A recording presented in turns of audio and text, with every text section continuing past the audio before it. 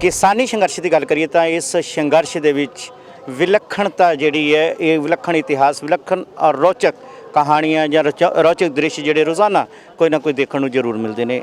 बेशक अज तकरीबन 19वें दिन के जोड़ा ये शामिल हो चुका है ये संघर्ष। पर इस दौरान अज असी जो तुहानू दिखाने जा रहे हैं सो बहुत सारे दी अखां जड़ियाँ टड्डियां दी टड्डियां भी रह जाएंगे। बहुत सारे ऐसे लोग जिहड़े इत्थे आण दी जे सोचण दी 50 बहाने बना रहे हैं, पर उन्होंने भी कोई ना कोई सेध जरूर मिलेगी कि अगर आना होवे तो बहाना जरूरी नहीं है। अगर तुसी संघर्ष दे विच साथ देना चाहते हो तो कोई भी आ सकता। सो असी तुहानू दिखा रहे मोहाली तो ये बीबी आए ने किरण कौर जी, ये 9 महीने की प्रैगनेंट ने। 9वें महीने के जदों कि डॉक्टरों वालों आराम की सख्त सलाह दी जाती है, तरह तरह दी हदायतां दित्तियां जांदियां ने और उन्होंने कहा जाता कि घरों बाहर नहीं निकलना, उच्चे नीवें जी जगह पर नहीं जाना हैगा। इत्थे तिलकण भी है, उच्चा नीवा थां भी है और इत्थे तरह तरह के धक्का मुक्की भी है और रोड भी जोड़े ओडे क्लीयर नहीं है। पर उसके बावजूद इस पंजाब की बहादुर धी ने साबित किया है कि इत्थे जिहड़ा है कुर्बानियां का जज्बा,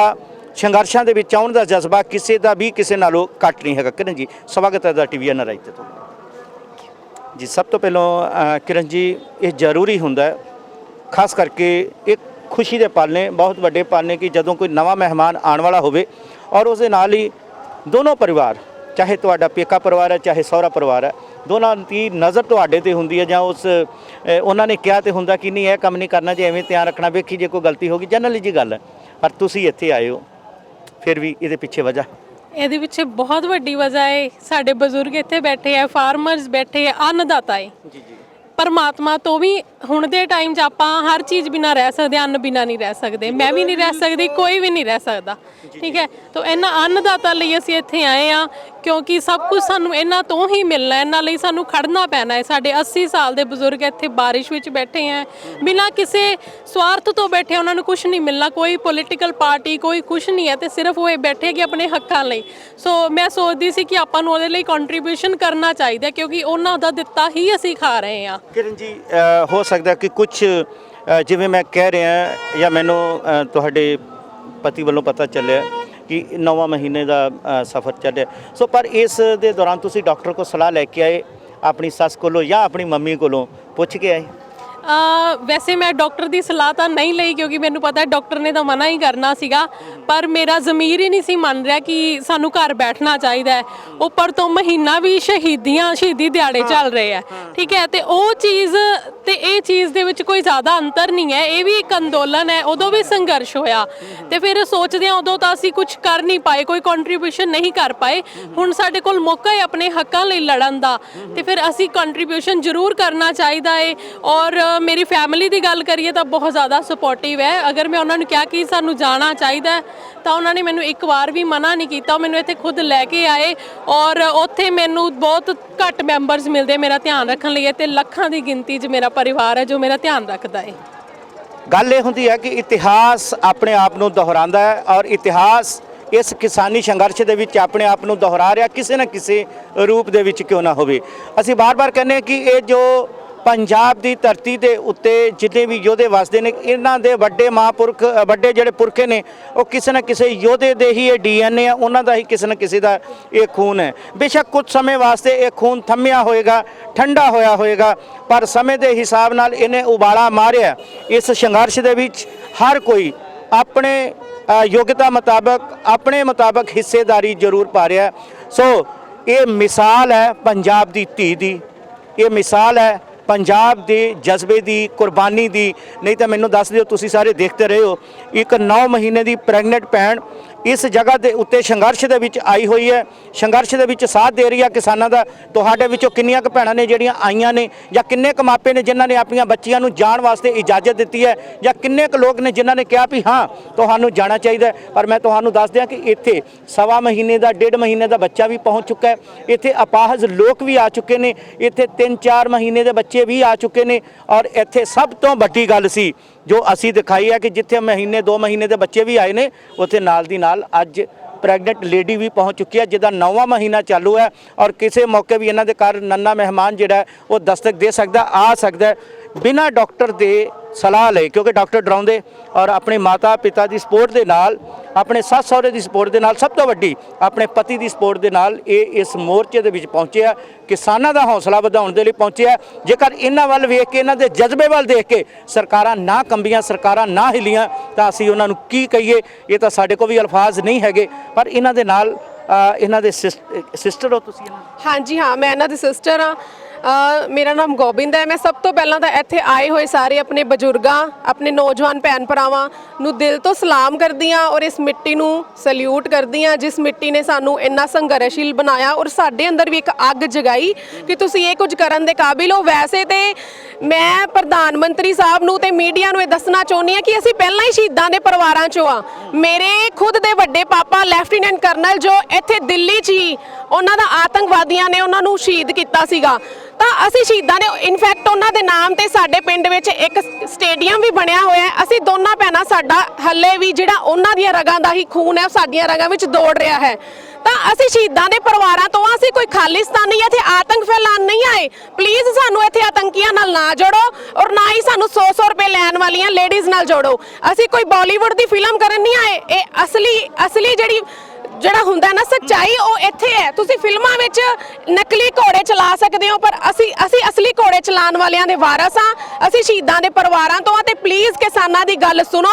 ਕਿਸਾਨਾਂ ਦੇ ਜਿਹੜੇ 3 ਕਾਲੇ ਕਾਨੂੰਨ ਤੁਸੀਂ ਆਪਣੀ ਮਰਜ਼ੀ ਨਾਲ ਪਾਸ ਕੀਤੇ, ਇਹਨਾਂ ਨੂੰ ਵਾਪਸ ਲਓ। ਤੇ ਮੋਦੀ ਸਾਹਿਬ, ਜਿਹੜੇ ਤੁਸੀਂ ਆੜਤੀਆਂ ਨੂੰ ਵਿਚੋਲੇ ਕਹਿ ਰਹੇ ਹੋ ਨਾ, ਕਿਰਪਾ ਕਰਕੇ ਉਹ ਤਾਂ ਵਿਚੋਲੀਏ ਜੇ ਤੁਸੀਂ ਕਹਿ ਹੀ ਦਿੱਤੇ, ਤੇ ਤੁਸੀਂ ਵੀ ਵਿਚੋਲੀਆਂ ਨੂੰ ਨਾ ਭੇਜੋ। ਪਹਿਲੀ ਗੱਲ ਤਾਂ ਸਾਡੇ ਵਿਚੋਲੀਏ ਨਹੀਂ, ਉਹ ਸਾਡੇ ਇੱਥੇ ਹਰ ਵਰਗ, ਚਾਹੇ ਉਹ ਮਜ਼ਦੂਰ ਹੈ, ਚਾਹੇ ਉਹ ਆੜਤੀ ਹੈ, ਚਾਹੇ ਉਹ ਟੀਚਰ ਹੈ, ਕੋਈ ਵੀ ਵਰਗ, ਉਹ ਸਾਡੇ ਨਾਲ ਇੱਥੇ ਮੋਢੇ ਨਾਲ ਮੋਢਾ ਜੋੜ ਕੇ ਖੜਾ ਹੈ। ਔਰ ਪੰਜਾਬ ਦਾ ਜਿਹੜਾ ਬੈਕਬੋਨ ਹੈ ਕਿਸਾਨ ਹੈ, ਤੇ ਉਹ ਸਾਰੇ ਇੱਕ ਦੂਜੇ ਨਾਲ ਮਿਲ ਕੇ ਇਸ ਸਿਸਟਮ ਨੂੰ ਚਲਾ ਰਹੇ ਆ, ਚਾਹੇ ਉਹ ਇੰਡੀਆ ਦਾ ਹੀ ਸਿਸਟਮ ਹੈ। ਕਿਸੇ ਨੂੰ ਵਿਚੋਲੀਆ ਕਹਿਣ ਤੋਂ ਪਹਿਲਾਂ ਤੁਸੀਂ ਇਹ ਸੋਚੋ ਕਿ ਤੁਸੀਂ ਆਪ ਵਿਚੋਲੀਆਂ ਨੂੰ ਭੇਜ ਰਹੇ ਹੋ। ਤੁਸੀਂ ਕਦੇ ਇੱਥੋਂ ਦੇ ਰਾਜਾ ਹੋ, ਇੰਡੀਆ ਦੇ ਤੁਹਾਨੂੰ ਰਾਜਾ ਬਣਾਇਆ, ਅਸੀਂ ਪ੍ਰਾਈਮ ਮਿਨਿਸਟਰ ਚੁਣਿਆ, ਤੁਸੀਂ ਆਪ ਆ ਕੇ ਕਿਸਾਨਾਂ ਨਾਲ ਗੱਲ ਕੀਤੀ ਹੈ? ਇਹਨਾਂ ਬਜ਼ੁਰਗਾਂ ਦਾ ਹਾਲ ਵੇਖਿਆ ਕਿ ਕਿੱਦਾਂ ਸ਼ਹੀਦੀਆਂ ਪਾ ਰਹੇ ਨੇ? ਇਹ ਕਿਸੇ ਦੇ ਮੈਂ ਇੱਥੇ ਤੁਹਾਨੂੰ ਇਹ ਦੱਸਣਾ ਚਾਹਾਂਗਾ ਕਿ ਬੇਸ਼ੱਕ ਹੁਣ ਤੱਕ ਇੱਥੇ 7 ਸ਼ਹਾਦਤਾਂ ਹੋ ਚੁੱਕੀਆਂ, ਜਿਹਦੇ ਵਿੱਚ ਮਹਿਲਾਵਾਂ ਦੀ ਸ਼ਹਾਦਤ ਵੀ ਹੈ, ਕਿਸਾਨਾਂ ਦੀ ਸ਼ਹਾਦਤ ਵੀ ਹੈ, ਬਜ਼ੁਰਗ ਵੀ ਨੇ, ਜਵਾਨ ਵੀ ਨੇ। ਉਹਨਾਂ ਦੀ ਸ਼ਹਾਦਤ ਇਸ ਸਫ਼ਰ ਦੇ ਵਿੱਚ, ਇਸ ਸੰਘਰਸ਼ ਦੇ ਵਿੱਚ ਹੋ ਚੁੱਕੀ ਹੈ। ਪਰ ਇਸ ਜੋ ਅੱਜ ਦਾ ਇਹ ਜੋ ਪਲ ਹੈ, ਮੇਰੇ ਵਾਸਤੇ ਵੀ ਬੜਾ ਭਾਵੁਕ ਪਲ ਹੈ। ਦਰਸ਼ਕ ਦੇਖ ਰਹੇ ਨੇ, ਉਹਨਾਂ ਵਾਸਤੇ ਵੀ ਬਹੁਤ ਭਾਵੁਕ ਪਲ ਹੋਏਗਾ। ਔਰ ਇੱਥੇ ਜਿਹੜੇ ਲੋਕ ਖੜੇ ਨੇ, ਮੈਂ ਇਹਨਾਂ ਤੋਂ ਵੀ ਇਹ ਗੱਲ ਜ਼ਰੂਰ ਪੁੱਛਣੀ, ਇਹਨਾਂ ਨੂੰ ਵੀ ਪਤਾ ਹੋਏਗਾ ਕਿ ਇਹਨਾਂ 'ਚੋਂ ਕਿੰਨਾ ਕੋਈ ਇਹੋ ਜਿਹਾ ਦਲੇਰ ਬੰਦਾ ਜਿਹੜਾ ਕਵੇ ਕਿ ਉਹਦੀ ਭੈਣ, ਉਹਦੀ ਪਤਨੀ, ਉਹਦੀ ਕੋਈ ਰਿਸ਼ਤੇਦਾਰ ਜਿਹਦੀ ਇਸ ਕੰਡੀਸ਼ਨ ਦੇ ਵਿੱਚ ਹੋਵੇ, 9ਵਾਂ ਮਹੀਨਾ ਹੋਵੇ, ਔਰ ਉਹ ਕਵੇ ਕਿ ਆਹ ਮੋਰਚੇ ਤੇ ਚੱਲੀਏ, ਆਹ ਸੰਘਰਸ਼ 'ਚ ਚੱਲੀਏ। ਮੇਰੇ ਖਿਆਲ ਹੈ ਕਿ 90% ਲੋਕ ਮਨਾ ਕਰਨਗੇ, ਕਹਿਣਗੇ ਨਹੀਂ, ਅਸੀਂ ਨਹੀਂ ਜਾ ਸਕਦੇ, ਤੁਸੀਂ ਘਰ ਬੈਠੋ ਤੇ ਆਰਾਮ ਕਰੋ। ਸੋ ਮਨਾ ਕਰਨਗੇ। ਪਰ ਪਰਿਵਾਰ ਦਾ ਸਾਥ ਮਿਲਿਆ ਇਹਨਾਂ ਨੂੰ। ਤੁਸੀਂ ਇਹਨਾਂ ਦੀ ਕੇਅਰ ਟੇਕਰ ਬਣ ਕੇ ਆਏ ਹੋ ਜਾਂ ਸਹਿਯੋਗ ਕਰ ਰਹੇ ਹੋ? ਦੇਖੋ, ਮੈਂ ਤੇ ਪਹਿਲਾਂ ਵੀ ਇੱਥੇ ਰਹਿ ਕੇ ਗਈ ਹਾਂ, ਮੈਨੂੰ ਇੱਥੋਂ ਦਾ ਮਾਹੌਲ ਇਦਾਂ ਦਾ ਲੱਗਿਆ ਹੀ ਨਹੀਂ ਕਿ ਇੱਥੇ ਕੋਈ ਨਹੀਂ ਆ ਕੇ ਸਰਵਾਈਵ ਕਰ ਸਕਦਾ। ਤਾਂ ਮੈਂ ਇਹਨਾਂ ਨੂੰ ਇਨਸਪਾਇਰ ਕੀਤਾ ਕਿ ਤੁਸੀਂ ਉੱਥੇ ਚੱਲੋ, ਚੱਲ ਕੇ ਦੇਖੋ, ਤੁਹਾਨੂੰ ਦੇਖ ਕੇ ਹੋਰ ਵੀ ਲੇਡੀਜ਼ ਆਉਣਗੀਆਂ। ਔਰ ਸਭ ਤੋਂ ਪਹਿਲੀ ਗੱਲ ਕਿ ਸਾਡਾ ਤਾਂ ਇਤਿਹਾਸ ਹੀ ਸ਼ਹੀਦੀਆਂ ਦਾ ਹੈ। ਸਾਡੇ ਤਾਂ ਸ਼ਹੀਦੀ ਜੋੜ ਮੇਲੇ ਦੇ ਦਿਨ ਚੱਲ ਰਹੇ ਆ। 7 ਸਾਲ ਦੇ ਤੇ 9 ਸਾਲ ਦੇ ਨੰਨੇ ਸਾਹਿਬਜ਼ਾਦੇ ਸ਼ਹੀਦੀਆਂ ਦੇ ਗਏ। ਤਾਂ ਅਸੀਂ ਕੀ ਚੀਜ਼ ਆ? ਅਸੀਂ ਤੇ ਕੁਝ ਵੀ ਨਹੀਂ, ਅਸੀਂ ਤਾਂ ਉਹਨਾਂ ਦੇ ਚਰਨਾਂ ਦੇ ਧੂੜ ਵੀ ਨਹੀਂ। ਤਾਂ ਇਹ ਤਾਂ ਬਹੁਤ ਛੋਟਾ ਹੈ ਸਾਡੇ ਲਈ। ਅਸੀਂ ਤੇ ਬਹੁਤ ਵੱਡੇ ਸਰਦਾਰਾਂ ਤੋਂ ਦਿੱਤੀਆਂ ਹਾਂ ਔਰ ਸ਼ਹੀਦਾਂ ਦੀ ਫੈਮਲੀਆਂ ਤੋਂ ਬਿਲੋਂਗ ਕਰਦੇ ਆ। ਤਾਂ ਸਾਡੇ ਲਈ ਇਹ ਕੋਈ ਵੱਡੀ ਗੱਲ ਨਹੀਂ ਹੈ। ਜਿਹੜੇ ਪੱਥਰ ਦੇ ਇਸ ਪ੍ਰੋਗਰਾਮ ਨੂੰ ਦੇਖ ਰਹੇ ਹੋਣਗੇ, ਜਿਹੜਾ ਸੁਨੇਹਾ ਤੁਹਾਡਾ ਉਹਨਾਂ ਤੱਕ ਪਹੁੰਚ ਰਿਹਾ ਹੋਏਗਾ, ਉਹ ਤੁਹਾਨੂੰ ਲੱਗਦਾ ਜੀ ਉਹਨਾਂ ਦੇ ਪੱਥਰ ਦਿਲ ਜਿਹੜੇ ਨੇ ਪਸੀਜਣਗੇ, ਸੋਚਣਗੇ ਕਿ ਜੇਕਰ ਇਹ ਕੌਮ ਦੇ ਐਸੀਆਂ ਧੀਆਂ ਵੀ ਉੱਥੇ ਪਹੁੰਚ ਰਹੀਆਂ ਨੇ, ਜੇਕਰ ਇਹ 9 ਮਹੀਨੇ ਦਾ ਬੱਚਾ ਜਿਹੜਾ ਅਜੇ ਗਰਭ ਦੇ ਵਿੱਚ ਹੈ, ਅਗਰ ਉਹ ਵੀ ਸੰਘਰਸ਼ ਦਾ ਹਿੱਸਾ ਬਣ ਰਿਹਾ, ਇਹ ਯੋਧਾ ਵੀ ਸੰਘਰਸ਼ ਦਾ ਹਿੱਸਾ ਬਣ ਰਿਹਾ, ਇਸ ਕੌਮ ਨੂੰ ਹੱਕ ਲੈਣ ਤੋਂ ਕਿਹੜਾ ਡੱਕ ਸਕਦਾ ਹੈ? ਇਹ ਕਿਉਂ ਨਹੀਂ ਸਰਕਾਰ ਸਮਝ ਪਾਉਂਦੀ? ਦੇਖੋ ਜੀ, ਇਹ ਤੇ ਜਿਹੜਾ ਸਾਡਾ ਸੰਘਰਸ਼ ਹੈ ਨਾ ਤਾਂ ਖਤਮ ਹੋਣਾ ਹੈ, ਇਹ ਉਦੋਂ ਹੀ ਖਤਮ ਹੋਣਾ ਹੈ ਜਦੋਂ ਸਾਡੇ ਹੱਕ ਸਾਨੂੰ ਮਿਲਣਗੇ। ਇਸ ਲਈ ਸਰਕਾਰ ਨੂੰ ਜਾਗਣ ਦੀ ਲੋੜ ਹੈ। ਇੰਨੀਆਂ ਸ਼ਹੀਦੀਆਂ ਹੋਣ ਤੋਂ ਪਹਿਲਾਂ ਹੀ ਜਾਗ ਜਾਣ ਤੇ ਬੈਟਰ ਹੈ। ਦੇਖੋ ਕਿੰਨੇ ਲੋਕ ਸ਼ਹੀਦ ਹੋ ਗਏ, ਤੁਸੀਂ ਕਿਉਂ ਸਾਡੇ ਘਰਾਂ ਦੇ ਚਿਰਾਗ ਬੁਝਾ ਰਹੇ ਹੋ? ਅਸੀਂ ਤੇ ਇੱਥੋਂ ਹਿੱਲਣ ਵਾਲੇ ਹਾਂ ਨਹੀਂ, ਅਸੀਂ ਤੇ ਆਪ ਸ਼ਹੀਦੀਆਂ ਪਾਉਣ ਲਈ ਤਿਆਰ ਹਾਂ, ਸਾਨੂੰ ਕੋਈ ਪਰਵਾਹ ਨਹੀਂ ਹੈ। ਪਰ ਤੁਹਾਡੇ ਅੱਗੇ ਫੇਰ ਇਹੀ ਬੇਨਤੀ ਹੈ, ਵਾਰ-ਵਾਰ ਅਸੀਂ ਤਾਂ ਬੇਨਤੀ ਕਰ ਰਹੇ ਹਾਂ ਕਿ ਤੁਸੀਂ ਜਿਹੜੇ ਕਾਲੇ ਕਾਨੂੰਨ ਇਹਨਾਂ ਨੂੰ ਵਾਪਸ ਲੈ ਲਓ। ਅਸੀਂ ਸ਼ਹੀਦੀਆਂ ਪਾਉਣ ਤੋਂ ਡਰਦੇ ਨਹੀਂ ਹਾਂ। ਕਾਨੂੰਨ ਵਾਪਸ ਲੈਣ ਦੀ ਮੰਗ ਬਾਰ-ਬਾਰ ਹੋ ਰਹੀ ਹੈ। ਸੋ ਹਰ ਕੋਈ ਆਪੋ ਆਪਣੇ ਤਰੀਕੇ ਨਾਲ ਪ੍ਰਦਰਸ਼ਨ ਕਰ ਰਿਹਾ। ਕੋਈ ਹੱਥਾਂ ਦੇ ਵਿੱਚ ਸਲੋਗਨ ਫੜ ਕੇ ਲੈ ਕੇ ਆ ਰਿਹਾ, ਕਿਸੇ ਨੇ ਗਲੇ ਦੇ ਵਿੱਚ ਆਈ ਲਵ ਕਿਸਾਨ ਜਾਂ ਆਈ ਲਵ ਖੇਤੀ ਲਿਖਿਆ ਹੋਇਆ, ਕਿਸੇ ਨੇ ਲਿਖਿਆ ਕਿ ਮੈਂ ਟੈਰਰਿਸਟ ਨਹੀਂ ਹਾਂ, ਮੈਂ ਕਿਸਾਨ ਹਾਂ। ਹਰ ਇੱਕ ਨੇ ਆਪੋ ਆਪਣੇ ਤਰੀਕੇ ਦੇ ਨਾਲ ਯਕੀਨਨ ਪ੍ਰੋਟੈਸਟ ਕੀਤਾ ਹੈ। ਪਰ ਜਿਸ ਤਰੀਕੇ ਨਾਲ ਇਹ ਪ੍ਰੋਟੈਸਟ ਤੁਸੀਂ ਦੇਖ ਰਹੇ ਹੋ, ਮੇਰੇ ਖਿਆਲ ਹੁਣ ਤੱਕ ਦੇ ਕਿਸਾਨ ਸੰਘਰਸ਼ ਦੇ ਵਿੱਚ ਸਭ ਤੋਂ ਜ਼ਬਰਦਸਤ ਤਰੀਕਾ ਜਿਹੜਾ ਇਹ ਹੈ, ਮੈਨੂੰ ਲੱਗਦਾ ਕਿ ਇੱਕ ਜੈਕਾਰਾ ਇਸ ਭੈਣ ਦੇ ਨਾਂ ਤੇ ਜ਼ਰੂਰ ਹੋਣਾ ਚਾਹੀਦਾ ਹੈ।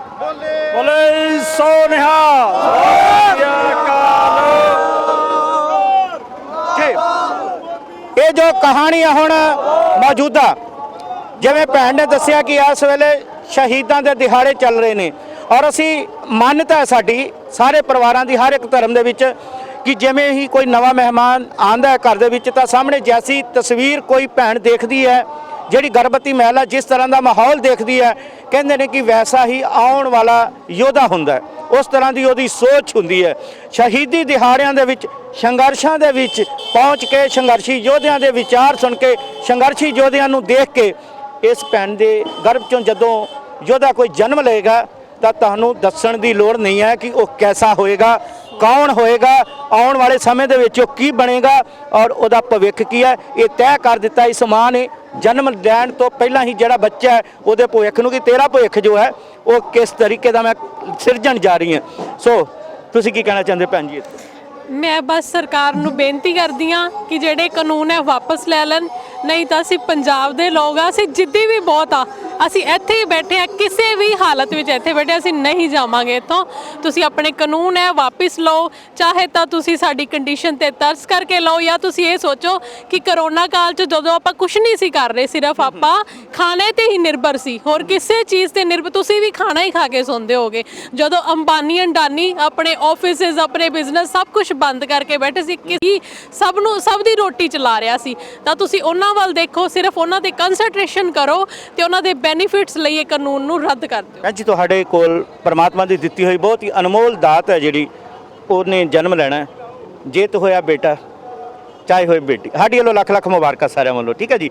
ਪਰ ਅਗਰ ਬੇਟਾ ਹੁੰਦਾ ਤਾਂ ਕੀ ਨਾਂ ਹੋਏਗਾ, ਤੇ ਬੇਟੀ ਹੋਈ ਤਾਂ ਕਿਸ ਤਰ੍ਹਾਂ ਹੋਏਗੀ? ਅਗਰ ਉਹਦਾ ਬੇਟਾ ਹੁੰਦਾ ਤਾਂ ਉਹਦਾ ਨਾਮ ਜ਼ੋਰਾਵਰ ਸਿੰਘ ਹੋਏਗਾ, ਅਗਰ ਬੇਟੀ ਹੁੰਦੀ ਹੈ ਤਾਂ ਸਦਾ ਕੌਰ। ਸਦਾ, ਕਿਆ ਬਾਤ ਹੈ। ਇਸ ਸੰਘਰਸ਼ ਦੇ ਵਿੱਚੋਂ ਕਹਿੰਦੇ ਨਾ, ਕੋਈ ਬਹੁਤ ਲੋਕੀ ਕਹਿੰਦੇ ਕਿ ਸੰਘਰਸ਼ ਚੋਂ ਜੀ ਇਹ ਚੀਜ਼ ਨੇ ਜਨਮ ਲੈਣਾ, ਉਸ ਚੀਜ਼ ਨੇ ਜਨਮ ਲੈਣਾ, ਪਰ ਇਸ ਸੰਘਰਸ਼ ਦੇ ਵਿੱਚੋਂ ਇੱਕ ਐਸੇ ਹੀਰੇ ਨੇ ਵੀ ਜਨਮ ਲੈਣਾ, ਜਿਸ ਦੀ ਮਾਤਾ ਜਿਹੜੀ ਹੈ ਸੰਘਰਸ਼ ਦੇ ਵਿੱਚ ਸ਼ਾਮਲ ਹੋਈ ਹੈ, ਜਿਸ ਦੀ ਕੁੱਖ ਦੇ ਵਿੱਚੋਂ ਇੱਕ ਸੰਘਰਸ਼ੀ ਯੋਧਾ ਜਿਹੜਾ ਉਹ ਵੀ ਪੈਦਾ ਹੋ ਸਕਦਾ, ਜਾਂ ਸੰਘਰਸ਼ੀ ਕੋਈ ਜਿਹੜੀ ਹੈ ਸੂਰਬੀਰ ਭੈਣ ਵੀ ਪੈਦਾ ਹੋ ਸਕਦੀ, ਸੂਰਬੀਰ ਬੱਚੀ ਵੀ ਕੋਈ ਪੈਦਾ ਹੋ ਸਕਦੀ ਹੈ। ਸੋ ਕਹਿਣ ਤੋਂ ਭਾਵ ਇਹੀ ਹੈ ਕਿ ਇਹ ਕੁੱਖ ਤਨ ਹੈ, ਤਾਨੇ ਮਾਵਾਂ ਔਰ ਤਾਨੋ ਬੱਚਾ ਵਾ, ਜਿਹੜਾ ਅਜੇ ਜਨਮ ਤੋਂ ਪਹਿਲਾਂ ਹੀ ਇਸ ਸੰਘਰਸ਼ ਦਾ ਹਿੱਸਾ ਬਣਿਆ। ਜਦੋਂ ਵੀ ਇਹ ਮੋਰਚਾ ਫਤਿਹ ਹੋਏਗਾ, ਦਾ ਟੀਵੀ NRI ਦੀ ਟੀਮ ਜ਼ਰੂਰ ਇਸ ਪਰਿਵਾਰ ਕੋਲ ਜਾਏਗੀ। ਅਸੀਂ ਉਸ ਸੰਘਰਸ਼ੀ ਯੋਧੇ ਦਾ ਤੁਹਾਨੂੰ ਚਿਹਰਾ ਵੀ ਦਿਖਾਵਾਂਗੇ, ਧੀ ਹੋਵੇ ਪੁੱਤਰ ਹੋਵੇ, ਤੁਹਾਨੂੰ ਦਿਖਾਵਾਂਗੇ, ਮਿਲਾਵਾਂਗੇ ਔਰ ਦੱਸਾਂਗੇ ਕਿ ਇਹ ਉਹ ਬੱਚਾ ਹੈ ਜਦੋਂ ਇਹ ਗਰਭ ਦੇ ਵਿੱਚ ਸੀ ਤਾਂ ਸੰਘਰਸ਼ ਦਾ ਹਿੱਸਾ ਬਣਿਆ ਸੀ। ਤਾਂ ਦੇਖਦੇ ਰਹੋ ਦਾ ਟੀਵੀ NRI, ਹੱਕ ਸੱਚ ਦੀ ਆਵਾਜ਼, ਦਾ ਟੀਵੀ NRI। ਧੰਨਵਾਦ ਜੀ।